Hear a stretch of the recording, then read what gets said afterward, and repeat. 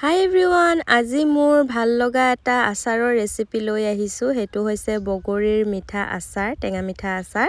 আৰু তাৰ কাৰণে মই এতিয়া কাটি লৈছো প্ৰথমতে গুড় অকমান মিহি মিহিকে কাটি লৈছো আৰু মইনো বগৰীৰ মিঠা আচাৰটো কেনেকৈ বনাও হেতু আপোনালোকৰ লগত আজি শেয়াৰ কৰিম। আৰু দেখিছেনে হেতুত মই আগতে বনাইছিলো এবাৰ আধা বয়াম বনাইছিলো, এসপ্তাহতে সফা কৰি দিলে।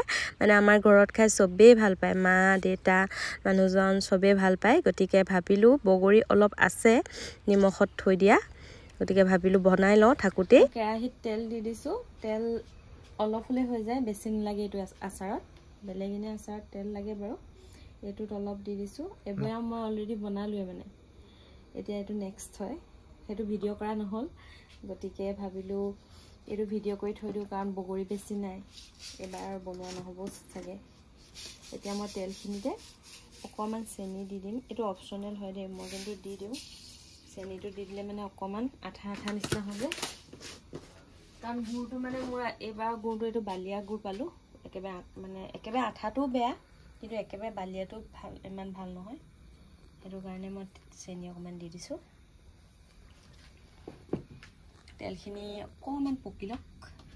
এয়া হৈছে জালুক খুদি থৈ দিছো, জালুক অলপ দি দিম, তেতিয়া মানে মিঠা টেঙা জ্বলা তেনেকুৱা অকমান লাগে, আৰু সেইটো হলেহে ভাল লাগে খাই।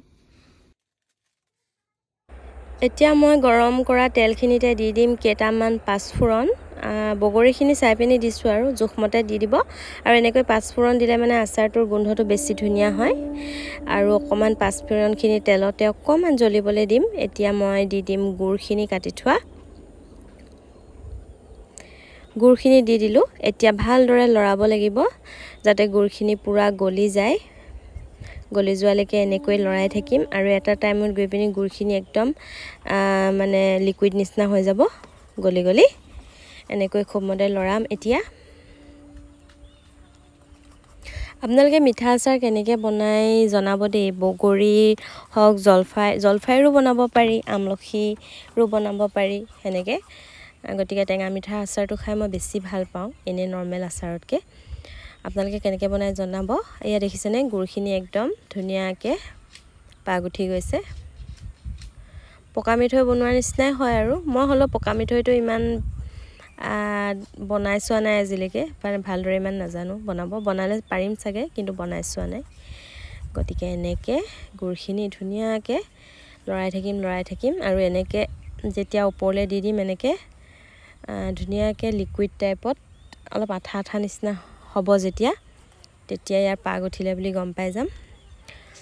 এতিয়া মই ইয়াত দি দিম অকমান নিমখ, আৰু নিমখটো বেলেঞ্চ হ'বৰ কাৰণে দিছো। মানে যিকোনো মিঠা বস্তু বনালে তাত অকমান হলেও নিমখ দি দিব লাগে, তেতিয়া বেলেঞ্চ হৈ যায়, বেছি মিঠাও নহয় আৰু অলপ নিমখীয়া টেষ্টটো আহে, সেইটোও ভাল লাগে।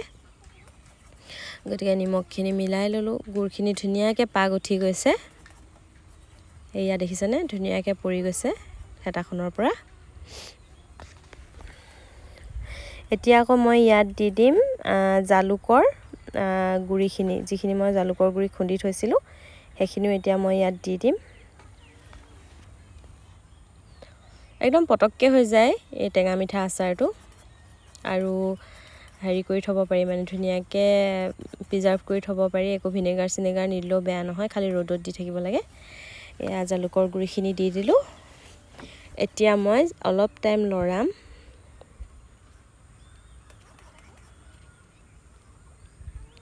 এতিয়া ইয়াত দি দিম মই বগৰী, আৰু বগৰীখিনি মই যোৱা বছৰো আছে কিছুমান, মানে মায়ে এনেকৈ নিমখত অকমান নিমখ দি পিনি এনেকৈ বয়ামত ভৰাই পিনি থৈ দিয়ে বেয়া নোহোৱাকৈ। আমাৰ এনেকুৱা বগৰী মানে মোৰ শাহু মায়ে থয়, এনেকৈ 2 বছৰীয়া বগৰীও আছে বয়ামত, একো বেয়া নহয়। গতিকে এনেকুৱা বগৰী নাছিলে কাৰণে মই এইখিনি বগৰী দিয়ে বনাই থৈছো।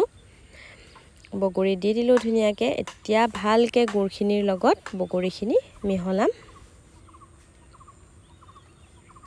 বয়ামটোৰ গোটেইখিনি বগৰীয়ে দি দিওঁ, গুড়ৰ পৰিমাণটো অলপ বেছি হৈ আছে, গতিকে আপোনালোকে আন্দাজ মতে দিব। আৰু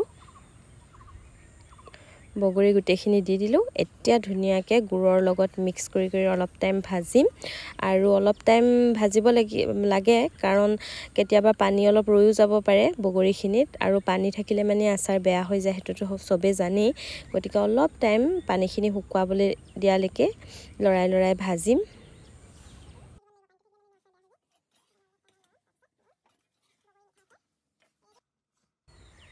5 মিনিটমান এনেকৈ ভাজিলোঁ ইয়াৰ পানীখিনিও শুকালে আৰু গুড়খিনি দেখিছেনে একদম জুলীয়া হৈ পৰিছে আৰু বগৰীখিনিও ফুলি আহিছে আৰু এই আচাৰখিনি এতিয়া মই বন্ধ কৰি দিম গেছটো আৰু ঠাণ্ডা হ'লেহে বৈয়ামত ভৰাম এয়া আৰু এতিয়া পিছত এইখিনি ডাঠ হৈ যাব যেতিয়া ঠাণ্ডা হৈ পৰিব গতিকে এনেকেই মই আচাৰটো বনালোঁ কেনেকুৱা পালে ৰেচিপিটো জনাব এয়া মোৰ বগৰী আচাৰ ৰেডি আৰু এনেকুৱা বগৰী মানে বহুত বেছি ভাল লাগে খাই কোনে কোনে ভাল পায় সেইটো জনাব আৰু কেনেকৈ বনাই কমেন্টত জনাব আচাৰ ৰেডি হৈ গ'ল এটা খাই চাওঁ দেই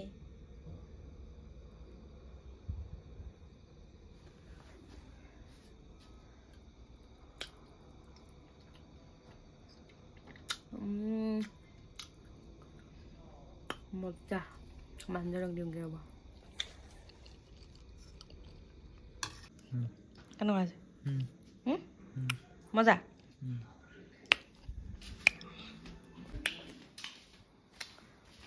গতিকে ভিডিঅ'টো চাই কেনেকুৱা পালে জনাব মই আৰু দুটামান খাই লওঁ আৰু টেঙা খোৱা মেনু মই জম আৰু গতিকে ৰেচিপিটো চাই কেনেকুৱা পালে জনাব আৰু আপোনালোকেও মিঠা আচাৰ চবেই জানে বনাব মই কেনেকৈ বনাওঁ সেইটোহে শ্বেয়াৰ কৰিলোঁ আৰু আপোনালোকে কেনেকৈ বনায় মোক পাৰিলে কমেণ্টত শ্বেয়াৰ কৰি দিব গতিকে ভিডিঅ'টো চাই কেনেকুৱা পালে জনাব নেক্সট এটা ভিডিঅ' লগ পাই আছোঁ আজিলৈ বাই